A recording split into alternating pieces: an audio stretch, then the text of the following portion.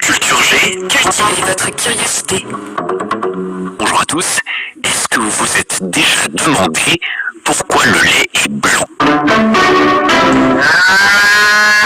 Alors déjà, contrairement à ce qu'on a peut-être voulu vous faire croire étant enfant, les vaches marrons ne donnent pas du lait chocolaté. Qu'il soit produit par une baleine, une chauve-souris ou un humain, le lait des mammifères semble invariablement blanc. Et cela n'a rien à voir avec la couleur de l'animal qui le sécrète. Pour bien comprendre d'où vient cette teinte mystérieuse, il faut se pencher sur la composition du lait. Le lait, c'est avant tout beaucoup d'eau. Le lait de vache, par exemple, en contient entre 85 et 90%. C'est autant que le jus d'orange. Et comme le jus d'orange, le lait contient aussi des vitamines, des glucides et des minéraux, sodium, calcium et phosphore, entre autres. C'est bon pour la santé. Mais la grosse différence se situe dans sa concentration, beaucoup plus importante, de lipides et de protéines. Ce sont elles, nos actrices principales, pour répondre à la question de cet épisode. Dans le lait de vache, on trouve 3,5% de protéines, dont 80% de caséine, un mot qui nous vient du latin caseus, qui signifie fromage. Cette caséine se présente sous la forme de micelles, des particules solides microscopiques en suspension dans le lait. J'y reviens dans un instant. On trouve aussi environ 4% de lipides, des matières grasses, en suspension elles aussi, mais cette fois sous forme de globules. Rien à voir avec les globules sanguins, ce sont plutôt de toutes petites particules de gras. En fait, elles sont si petites qu'elles sont capables de se mélanger temporairement avec l'eau du lait. Imaginez que vous ayez dans la main une bouteille d'eau avec une couche d'huile qui nage sur le dessus.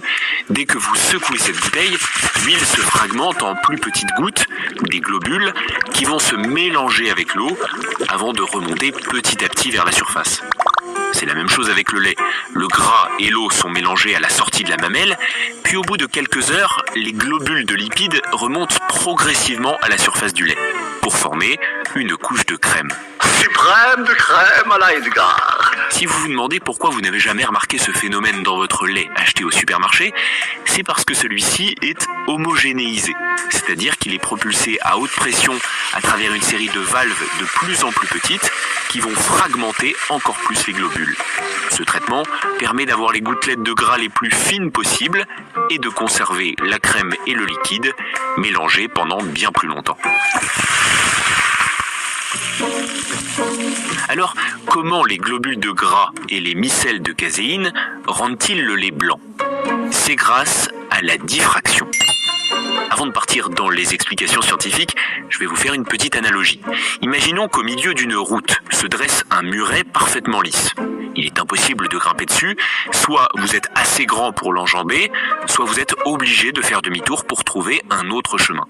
Plus cet obstacle est bas, plus il laisse passer de monde, des adultes, des enfants et des chiens par exemple. Mais plus il est haut, plus il y a de gens qui sont obligés de faire demi-tour car ils n'arrivent pas à l'enjamber. Si on transpose cette analogie au lait, la longueur de vos jambes correspond à la longueur d'onde de la lumière et la hauteur de l'obstacle à la taille des particules dans le lait. La lumière blanche est en fait une addition de toutes les longueurs d'onde du spectre visible, depuis la lumière rouge avec une grande longueur d'onde à la lumière bleu-violet avec la plus petite longueur d'onde en passant par toutes les couleurs de l'arc-en-ciel. Lorsque vous projetez cette lumière blanche sur une minuscule particule, un grand nombre de longueurs d'onde peut passer. Seules les plus petites sont réfléchies. C'est d'ailleurs pour ça que le ciel nous apparaît bleu. Les atomes dans l'atmosphère sont juste assez grands pour disperser les plus petites longueurs d'onde. Mais plus on augmente la taille de l'obstacle, en l'occurrence de la particule, plus un grand nombre de longueurs d'onde rebondit dessus. La bleue, mais aussi la verte, la jaune et la rouge. Ces couleurs sont renvoyées vers vos yeux et leur mélange vous fait voir du blanc. Ah d'accord. Dans le lait, les lipides et la caséine mesurent entre 10 puissance moins 2 et 10 puissance moins 5 mm. C'est suffisant pour renvoyer la majorité des rayons lumineux et faire apparaître le lait de couleur blanche. Petit fun fact, le lait écrémé possède une teinte légèrement bleutée. C'est parce que les lipides, les plus grosses molécules dans le lait, sont quasiment absentes. C'est donc la caséine qui reflète la majorité de la lumière, et comme elle est plus petite, elle laisse passer les longueurs d'onde les plus chaudes. Vous pouvez le vérifier en faisant l'expérience. Versez-vous un verre de lait écrémé et pointez une lumière blanche dessus. Vous verrez que le lait tire légèrement sur le bleu, alors que son ombre, projetée sur le mur, apparaîtra rouge-orangé. Très joli. Et voilà, la couleur du lait est avant tout une question de physique. La preuve que même dans les choses les plus simples, on peut admirer toute la complexité du monde.